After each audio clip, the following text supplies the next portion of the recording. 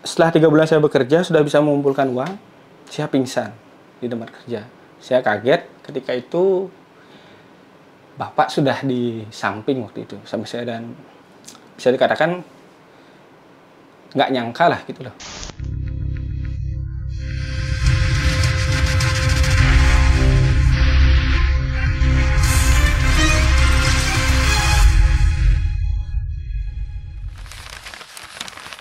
Here we go. Saat ini kita bersama Iwayan Eka Darmawan, aka Eka Jagger, seorang flair hero Indonesia dan bisa juga disebut living legend bartender flair Bali atau Indonesia. Bisa diceritakan nggak siapa Eka sebenarnya? Oke, saya nama lengkap Iwayan Eka Darmawan. Saya berasal dari Nusa Dua, tepatnya di Bualu. Umur saya sudah 28 tahun. Dan saya menekuni bidang flair ini kurang lebih sudah lebih dari 10 tahun.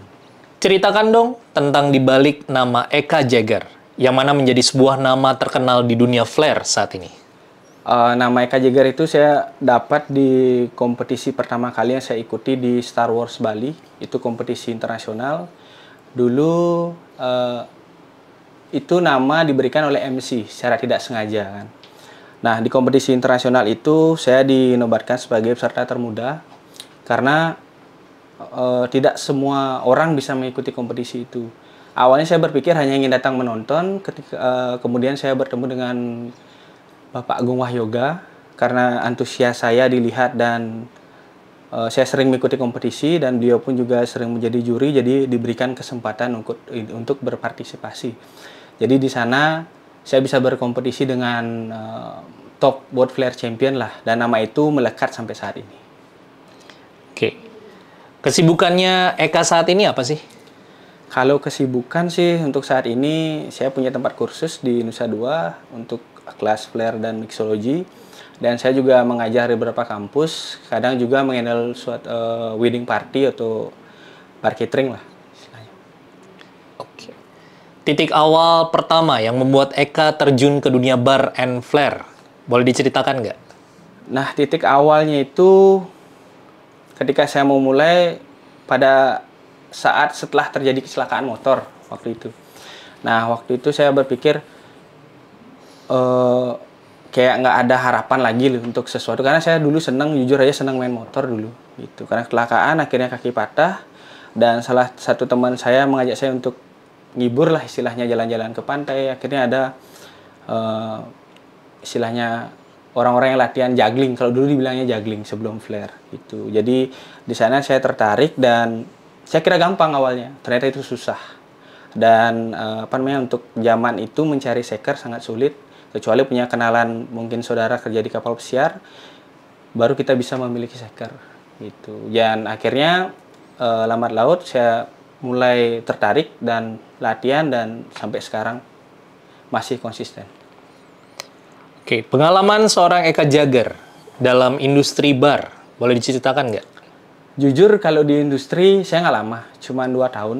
Karena waktu itu saya lebih memilih untuk fokus mengikuti suatu kompetisi dan penasaran sampai mana sih. Karena saya melihat orang-orang Eropa khususnya di flair bartender itu dia bisa kemana saja gitu loh, tidak terikat dan bisa menghasilkan uang yang banyak gitu. Jadi itu yang membuat saya jadinya tertarik lah, dan di industri ini nggak cukup lama, cuma 2 tahun aja. Habis itu saya resign dan memutuskan untuk fokus di bidang ini. Boleh diceritakan pengalamannya Eka selama memulai karir hingga kejuaraan flair? Nah, awalnya itu ya biasalah seperti kompetitor atau generasi yang sekarang kan, yang pasti ada grogi, mainnya nggak bagus, mungkin ada lupa ingredient, sama juga grogi lah seperti itu. Nah, dulu saya mengikuti kompetisi itu awalnya memberanikan diri tanpa adanya pembina atau yang mengarahkan. Hanya sekedar tahu informasi dan saya memberanikan diri untuk mengikuti kompetisi itu. Tanpa tahu cara preparation, cara buat koktail pun saya nggak tahu. Jujur aja, karena dulu di SMA kan kita lebih ke tata hidangan, nggak terlalu di bar, nggak expert lah gitu. Hanya memodalkan mungkin cari kenalan atau hanya sekedar melihat lah dulu tanpa tahu ini balance atau tidak gitu. Akhirnya saya mengikuti kompetisi sampai 6 kali, itu tidak pernah yang namanya masuk 10 besar. Mungkin anak-anak sekarang ketika nggak dapat 10 besar atau juara baru 2-3 kali kompetisi sudah menyerah gitu. Kalau saya dulu sampai 6 kali loh nggak masuk 10 besar. Akhirnya setelah itu saya memutuskan untuk berhenti sejenak. Kemudian nggak ikut kompetisi lah selama setahun. Tapi dalam setahun itu saya benar-benar latihan. Tapi di setiap ada kompetisi saya pasti hadir untuk nonton. Karena zaman itu nggak sebelum secanggih sekarang lah, bisa dilihat di Instagram atau di YouTube. Itu dulu kita harus ke warnet kalau kita mau nonton video. Itu pun jujur aja saya nggak bisa belajar by video, atau istilahnya kita melihat move dari luar tuh kita contek, itu nggak bisa, susah. Jadi memang benar-benar latihan itu harus disiplin. Saya minimal latihan dulu 6 jam minimal. Itu saya berhenti ketika saya cuma haus atau lapar. Setelah itu saya akan lanjut. Nah, setelah 1 tahun saya istilahnya istirahat, tidak mengikuti kompetisi, barulah saya memberanikan diri lagi untuk mengikuti suatu kompetisi kan. Nah, di sana saya mendapat juara 2. Waktu itu open kategori antara pelajar, SMA, SMK, dan juga yang sudah bekerja. Nah, kebetulan itu diadakan di salah satu kampus di Renon. Itu baru buka kampusnya waktu itu. Nah, itu saya nggak nyangka akan masuk 10 besar. Yang dari SMK hanya masuk 2 orang. Ya 2 orang seingat saya, dan sisanya itu udah yang pro lah, yang udah pernah keluar Bali kompetisi, yang sudah mungkin keluar negeri pun juga ada gitu. Nah, saya nggak menyangka di sana dengan umur saya segitu bisa masuk 10 besar gitu.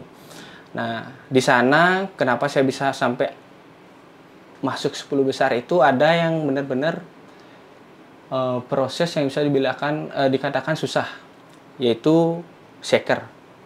Kita harus punya shaker banyak untuk kompetisi, nggak bisa cuma 1.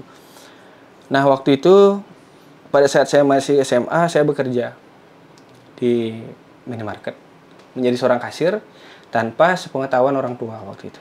Nah, itu saya bekerja jam 11 malam sampai jam 5 pagi, kemudian jam 7 itu saya sekolah sampai jam 12, habis itu jam 1-nya lagi lanjut pariwisata. Saya dulu sekolah di SMA Dwi Jindre yang di Nusa Dua.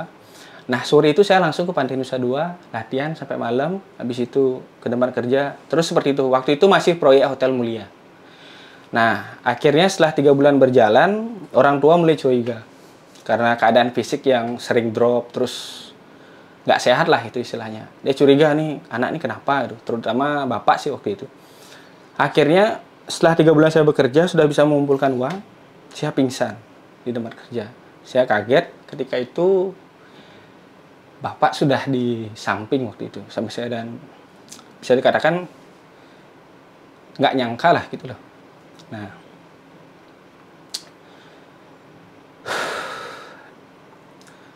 dari sana saya berpikir saya nggak mau mengecewakan orang tua lah gitu istilahnya. Mengecewakan orang tua dalam artian harus minta uang lagi, karena sebelumnya sudah banyak mengeluarkan biaya, harus operasi, motor rusak dan segala macam. Saya nggak mau lagi balik ke dunia itu. Jadi saya fokus, akhirnya setungkara restu dari orang tua, doa, dan support dari keluarga sih yang paling terpenting, dan bisa sampai sekarang sih setungkara, dan bisa menjuarai kompetisi di Bali, di luar Bali maupun di luar negeri. Itu. Jadi saya udah mengikuti kompetisi. Terakhir saya hitung itu 81 kali perlombaan, dan yang nggak juara itu cuma 6 kali. Sisanya setungkara dapat. Entah itu dapat best cocktail, juara 1, juara 2, dan juara 3. Gitu. Selama menekuni dunia bar, ceritakan dong tentang pengalaman suka maupun dukanya dari seorang Eka di dunia bartender, flair, ataupun flair tender. Oke. Suka dan dukanya yang pertama kita ngomongin sukanya dulu ya. Jadi suka itu awalnya saya bukan seorang bartender, saya adalah waiter dulu. Kemudian karena bar manager saya itu tahu saya itu mempunyai skill di bidang flair, kemudian ditawarkan gitu, Eka mau nggak pindah ke bar waktu itu. Saya ingat namanya Pak De Agus kalau nggak salah namanya. Nah, saya awalnya kan takut gitu loh, karena belum benar-benar mengerti tentang bar lah itu istilahnya. Cuma saya tahu beberapa aja. Nah, akhirnya diberikan kesempatan, saya ambil kesempatan itu, dan ternyata sangat menyenangkan di bar itu loh. Ya, nggak terlalu capek lah, kalaupun capek toh kita kerjanya sambil party lah, sambil have fun gitu. Nah, karena dulu saya di waiter itu kan support bangket, jadi keadaan kaki yang sudah cacat lah itu istilahnya, udah dioperasi kan nggak bisa terlalu angkat berat-berat. Nah, ketika di bar saya lebih terbuka wawasannya, kenal dengan tamu, bisa ngobrol istilahnya. Lebih lah ketimbang kita menjadi seorang waiter waktu itu, ada jarak lah. Kalau di bar kita kan bisa ngomong seperti tamu itu, sama tamu itu kayak temen lah. Lebih akrab banget tuh sambil minum atau apa. Dan nambah relasi sih. Kalau dukanya sih biasanya di jam kerja. Itu Kak, kita harus sering sekali overtime. Dan tidak sesuai dengan jam kerja lah gitu. Tapi ya mau gimana lagi, kita kan namanya kerja di industri kan memang seperti itu. Loyalitas itu memang sudah biasa itu. Lebih ke senengnya sih ketimbang dukanya, itu aja sih. Oke. Siapa nih menurutnya Eka saingan atau lawan terberat di dunia flare Indonesia ataupun dunia? Kalau di Indonesia jujur itu ada namanya Aldi Swardana. Jadi Aldi itu benar-benar rival ya, rival. Kalau kita kompetisi di Bali maupun di luar Bali, 1-2 itu pasti kita. Bukannya kita menyombongkan diri, cuman memang seperti itu. Itu sampai pernah ada satu kompetisi tandem yang tidak memperbolehkan kita duet. Waktu itu kompetisinya ada di Jakarta dan Bali. Nah, waktu itu dia bilang dari segi panitia, oh kalau kalian duet kan udah ketebak dong juaranya gitu. Tapi kan maksud saya kan bukan mencari juaranya aja, tapi kan kita emang ada chemistry walaupun kita dari istilahnya kubu yang berbeda lah gitu istilahnya. Dia komunitasnya di sana, saya komunitasnya di Nusa Dua gitu. Tapi kita teman akrab gitu. Nah, kemudian akhirnya pisah gitu loh. Dia mencari pasangannya sendiri dan saya waktu itu udah nggak mau ikut gitu loh. Karena saya harus mencari pasangan yang bisa mengimbangi gitu. Akhirnya saya waktu itu dipaksa oleh salah satu anak didik, dia karena pengen ikut banget, ya udah gitu. Jadi kan memang chemistry emang nggak ada. Nah, waktu itu kita nggak dapat juara, nomor 4 waktu itu. Nah, si Aldi ini dengan pasangan itu nomor 2. Ada nomor 1 dulu dari Fernando, teman dari Manado, kerja di Hard Rock. Itu kebetulan juara 1, dan juara 3 itu adik saya dan murid juga gitu. Nah, di tahun berikutnya di kompetisi itu diadakan lagi dan ada piala bergilir namanya. Jadi yang menang akan mendapatkan trofi, cash money dan juga piala bergilir. Nah, di sana saya benar-benar memantapkan konsep dari move yang saya akan keluarkan dengan murid saya yang dulu. Itu dia sampai memelas lagi sekali aja. Kalau ini nggak dapet, oke, nggak usah lah ikut. Gitu. Akhirnya saya ubah mindset saya. Saya yang ikut dia. Jadi bukan dia yang ikut saya. Nah, waktu itu di sana akhirnya bisa dapat juara 1 dan bisa mengalahkan si Aldi. Aldi juara 2 dia. Juara 3 sama juga adik saya yang dan murid saya. Adik saya itu juga jurusannya bukan bartender dulu. Sekarang dulu dia kitchen, sekarang sudah jadi head mixology di salah satu bar. Nah, kalau untuk di luar negeri itu jujur banyak banget, tapi saya memprioritaskan satu orang itu yang namanya Alexander Stefanov. Jadi Alexander Stefanov itu dia dari Rusia, dia memang top world flare bartender. Jadi dari segi move itu udah di luar nalar lah, udah nggak, istilahnya udah bukan move yang biasa lagi, dan dia memang sering menjuarai kompetisi dan lebih dominan juara 1 sih. Gitu. Ada kebanggaannya tersendiri bisa satu stage sama dia. Sering saya dulu kompetisi di Bali, kemudian di Thailand, Singapura juga ketemu sama dia dulu. Itu sih kalau di luar saingan terberatnya. Kalau di Bali atau Indonesia itu Aldi Swardana. Gitu. Oke. Bagaimana nih caranya Eka mempersiapkan diri sebelum pertunjukan flare biasanya? Kalau mempersiapkan diri sebelum kompetisi ataupun show itu yang pertama latihan, itu udah pasti. Kemudian sering mendengarkan musik itu, dan latihan itu udah seperti yang saya bilang tadi minimal ya 6 jam. Kalau yang baru belajar, tapi ketika sudah di fase ini saya matoknya ke 2 jam sudah cukup. Tapi emang non-stop lah itu. Nah, kemudian juga sering-sering latihan di tempat keramaian lah untuk ngetes mental. Biar nggak nanti di latihan pinter, bagus, ketika ditonton orang banyak, jadinya nggak, apa ya istilahnya, nggak maksimal gitu. Nah, dan ada satu hal yang saya selalu lakukan sebelum saya naik ke stage, sebelum saya berkompetisi. saya sering makan coklat. Itu yang saya lakukan. Entah itu suatu sugesti atau apa, cuman kebiasaan itu yang saya lakukan. Nah, makan coklat, kemudian mendengarkan musik, saya nggak lihat lawan saya itu. Lebih mencari ketenangan lah. Lebih mencari ketenangan, dan sebelum naik stage ya udah pasti berdoa. Dan saya selalu memakai topi. Itu istilahnya ciri khas lah. Tapi kalau nggak pakai itu kayaknya ada yang kurang gitu. Ya mungkin yang lain juga punya style-nya masing-masing juga. Kalau saya sih seperti itu. Nggak ada sih terlalu persiapan yang lebih. Itu aja sih untuk persiapannya.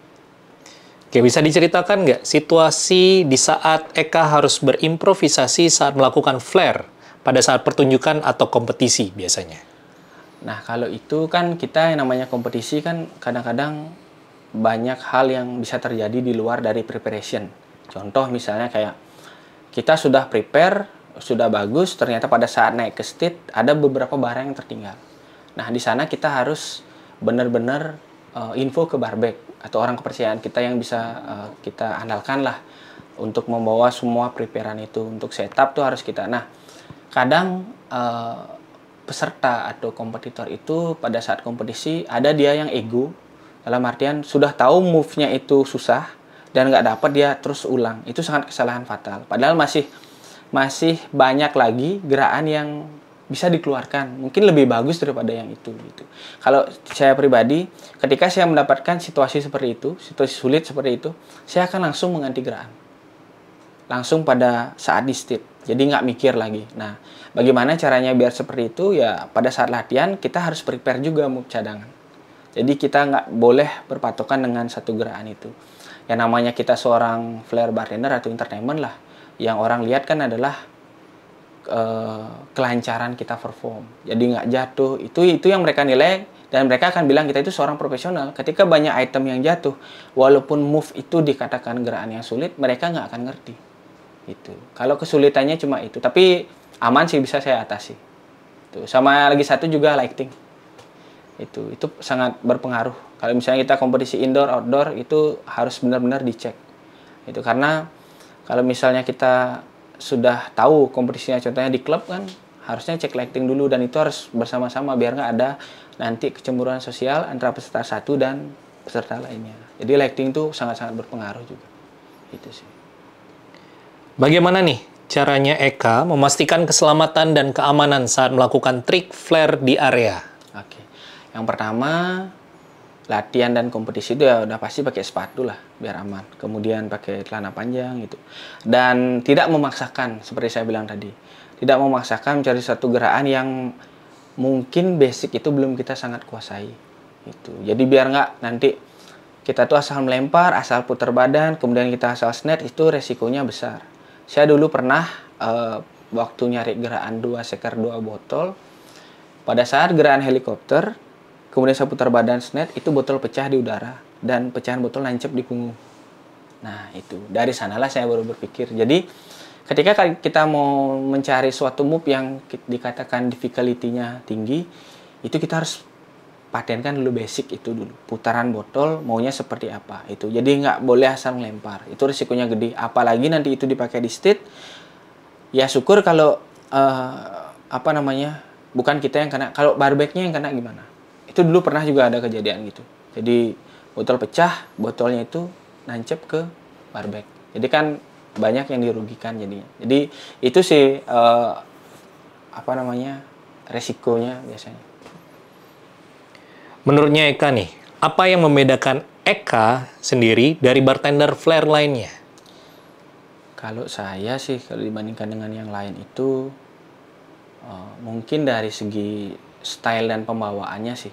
Setiap orang jujur punya stylenya masing-masing ya, punya keunggulan masing-masing lah. Saya tidak bilang diri saya itu perfect dari yang lain tuh nggak. Pasti ada juga kekurangannya. Cuman ketika di kompetisi itu, ketika saya naik stage, crowd-nya beda. Nggak tahu apa yang membedakan. Cuman ya, kadang-kadang yang lain naik stage itu kan, penonton kadang-kadang diem gitu. Kalau saya udah naik stage, udah kayak wah gitu istilahnya. Jadi mungkin kalau dibilang kita orang Bali itu, taksunya ada. Gitu. Karena kita sebagai seorang flare bartender kan sering perform seperti orang nari lah. Jadi itu harus punya taksu juga di sana. Gitu. Apa nih keterampilan utama yang menurut Eka sangat diperlukan untuk menjadi bartender flair yang sukses? Keterampilan itu yang pertama adalah menguasai semua basic dulu. Kalau saya dulu itu setiap mengikuti kompetisi, saya akan terus evaluasi apa kekurangannya, kurang di mana, move-nya ini layak nggak dipakai nanti di kompetisi selanjutnya. Itu akan saya revisi lagi dan saya ganti. Itu jadi nggak harus move-nya itu gitu loh. Karena kita kompetisi kan masa mau sebagai peserta saja pasti pengen lah juara suatu saat nanti kan, entah itu juara 3, 2 atau 1. Kita di sana harus bisa politik dalam artian kita harus tahu saingan kita siapa. Kita sudah sering berkompetisi dengan dia, bagaimana caranya biar mungkin dari yang 10 besar dulu lah, di kompetisi selanjutnya ke 5 besar, dan nextnya lagi harus ke 3 besar. Jadi kita harus bisa mensiasati itu untuk istilahnya di kompetisi lah, itu sih.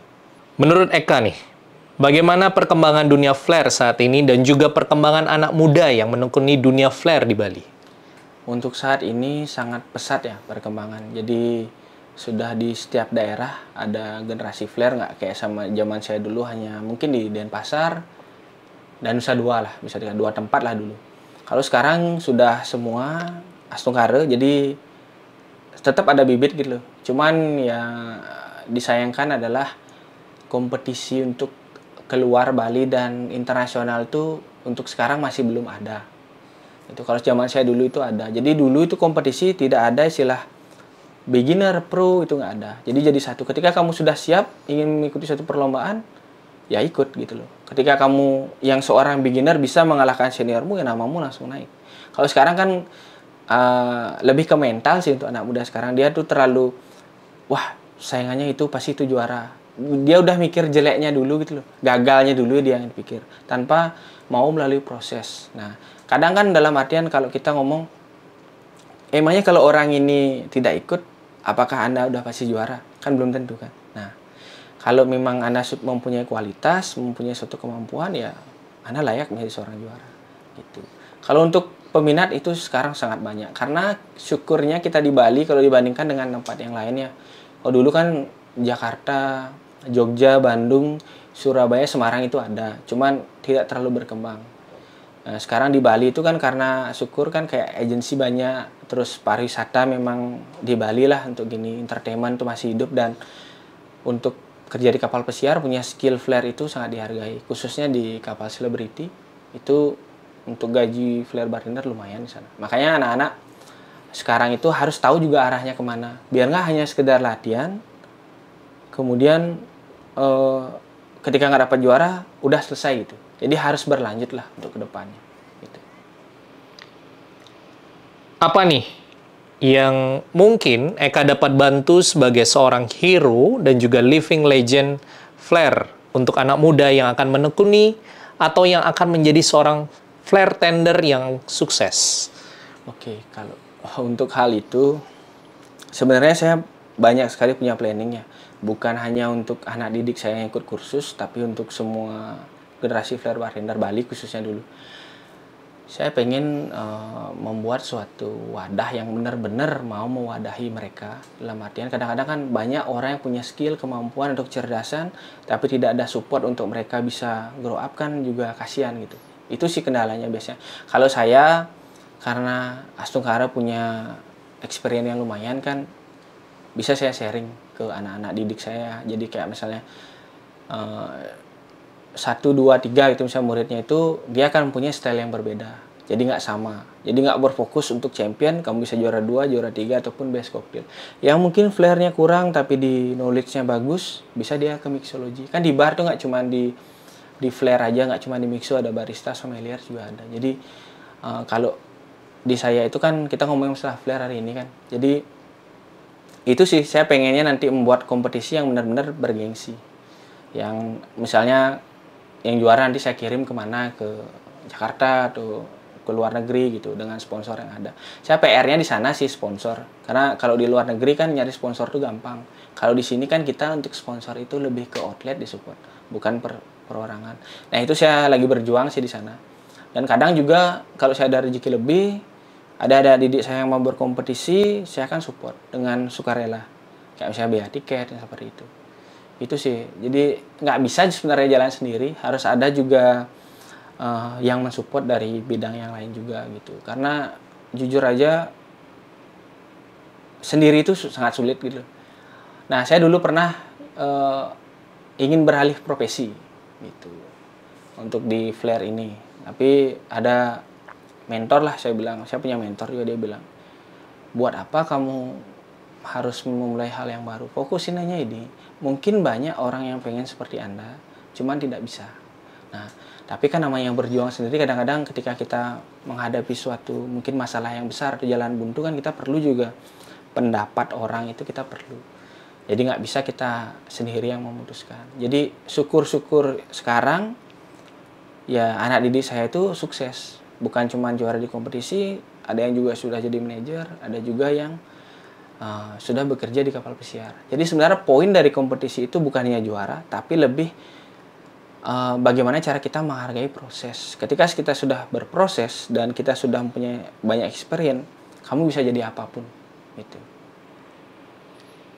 Tips dari seorang Eka nih kepada anak muda yang akan terjun ke dunia flare. Yang pertama itu seperti yang saya bilang sebelumnya, itu harus ketika sudah terjun itu porsi latihan. Apalagi kita sebagai beginner, porsi latihan. Kemudian banyak-banyak belajar basic itu. Terus sering nonton kompetisi lah, kalau misalnya belum punya move yang pasti, nonton aja dulu atau jadi barback lah dulu biar tahu gimana feel-nya di state atau apa. Nah, setelah itu baru kalian menciptakan suatu gerakan gitu. Nah, awalnya menciptakan gerakan itu kan kita pasti basic sama lah dengan yang lain. Nah, ketika kalian sudah menguasai basic itu, kalian harus punya suatu ciri khas gerakan kalian sendiri. Walaupun itu awalnya terkesan aneh, nggak harus di itemnya banyak. Kayak misalnya 5 shaker 1 botol tuh nggak harus. 1 shaker 1 botol aja bisa. Tapi memang itu Anda yang punya gitu. Kan kita sebenarnya banyak terinspirasi dari orang Europe lah, itu Eropa. Kita bisa meniru musiknya dia, mungkin dari segi move-nya pun bisa gitu. Tapi ketika Anda satu stage suatu saat, siapa tahu kan, ketika Anda memakai atau Anda mengikuti mereka itu, Anda itu nggak ada apa-apanya jadinya. Pasti Anda itu akan merasa kecil. Nah, kalau dulu di tahun 2000 ke bawah lah istilahnya, senior-senior saya dulu tuh sampai bisa menang kompetisi karena memang originalnya. Jadi kita nggak ikut-ikutan, sampai dulu itu latihan tuh mereka sembunyi, nggak mau latihan bareng karena biar move-nya nggak dicontek gitu. Tapi dulu nggak terlalu banyak main item, mentok sampai 2 shaker, tapi lebih ke 3 botol, 4 botol yang kayak itu. Dulu masih namanya juggling, bukan flare gitu sih. Jadi lebih ke konsisten, jangan berhenti di tengah jalan. Ketika Anda menemukan suatu kesulitan, mungkin Anda bisa tanyakan kepada teman atau yang mentor yang lebih expert di bidangnya. Gitu. Harapan Eka nih kepada dunia flare di Bali ataupun di Indonesia. Untuk harapannya, semoga bisalah seperti zaman saya dulu lah. Jadi kompetisi itu merata, nggak cuma di Bali dan di luar Bali pun, seperti Jakarta, Jogja, Bandung. Jadi selain kita juga berkompetisi, kita ada silaturahmi lah. Saling mengenal, nambah relasi, juga nambah teman gitu. Dan biar nggak istilahnya punah. Kalau kita ngomongin masalah flare itu kan skill. Jadi kalau nggak latihan ya nggak akan bisa gitu. Makanya banyak sekarang anak-anak muda itu ingin instan. Dia mulailah untuk mencari hal yang lain gitu loh. Padahal sebenarnya di flare itu bagus. Jujur aja saya sedikit sharingnya, apa pencapaian saya di flare, kenapa saya masih stay di sini, apa aja sih yang saya dapat. Itu Astungkara lumayan. Cuman saya nggak pernah share. Jadi buat apa gitu loh. Nah, bayangkan nih kalau kalian punya skill, udah bagus lah misalnya, udah komplit lah move kalian itu. Kalian show aja dibayar paling murah 500, hanya 5 menit. Itu. Kita kerja 8-9 jam, paling tidak dibayar 125 ataupun 150. Itu satu kali show. Belum lagi ketika Anda punya nama seperti saya, sekali show itu dibayar mulai dari 2,5 sampai 4 juta, bisa lebih tergantung event. Karena saya kan jual experience, bukan cuma hanya sekedar lempar-lempar lah itu istilahnya. Nah, ketika Anda sudah mungkin mengikuti suatu perlombaan dan sudah sering menjuari kompetisi, Anda harus bisa menentukan harga Anda sendiri. Jadi karena harusnya harga saya segini itu. Bukannya untuk menyombongkan diri, kalau nggak seperti itu ya mau sampai kapan gitu loh. Rugi dong kalian latihan, rugi dong kalian punya experience gitu. Sampai pernah saya diundang ke Westin Langkawi untuk mengisi acara itu 3 hari, per hari dibayar 9 juta. Itu show-nya cuma 10 menit. Kali dah itu. Tiket akomodasi semua ditanggung. Dan itu nggak ada yang tahu. Mungkin orang awam akan melihat seorang flair bartender itu apa sih yang lempar-lempar botol gitu loh. Nah, selain melempar botol, jujur aja tidak cukup cuma di flairnya. Kita koktail harus belajar, knowledge harus belajar juga. Apalagi perkembangan di dunia bar dan mixology itu sudah berkembang gitu. Jadi kita nggak bisa hanya ke move. Kalau cuma pintar flair aja ya susah juga. Intinya balance sebenarnya paling bagus. Knowledge 50, skill 50 itu paling bagus. Tapi kalau ingin menjadi suatu ahli ya at least harus lebih dari itu. Itu dan konsistensi. Eka, kesan lomba acara itu menurut Eka nih. Untuk kesannya untuk kompetisi hari ini keren. Keren karena jarang sekali kampus itu mengadakan kompetisi khusus untuk anak-anak SMA dan SMK. Karena apa? Karena memang sulit juga sih mencari peserta SMA SMK itu. Tadi udah lumayan antusiasnya sampai 17 orang. Dan di luar ekspektasi sih. Jadi mereka itu udah kayak buat mocktailnya itu udah bukan yang sekedar lah. Udah tahu apa namanya istilahnya cara membuat resipi, mungkin homemade ingredient, itu semua mereka udah bisa gitu loh. Dan untuk di flair juga bukan bisa dikatakan bukan beginner lagi. Ada yang sampai main 2 shaker 2 botol, 3 botol, 5 shaker itu udah wow gitu. Mungkin mereka startnya lebih awal, mungkin SMP atau kelas 1 SMA dia sudah mulai. Jadi pokoknya acara hari ini benar-benar berkesan lah. Semoga bisa teruslah berkelanjutan biar tetap ada generasi dan wadah untuk mereka untuk eksis di dunia flair bartender. Pesan untuk Asian yang tertarik dengan flair bartending.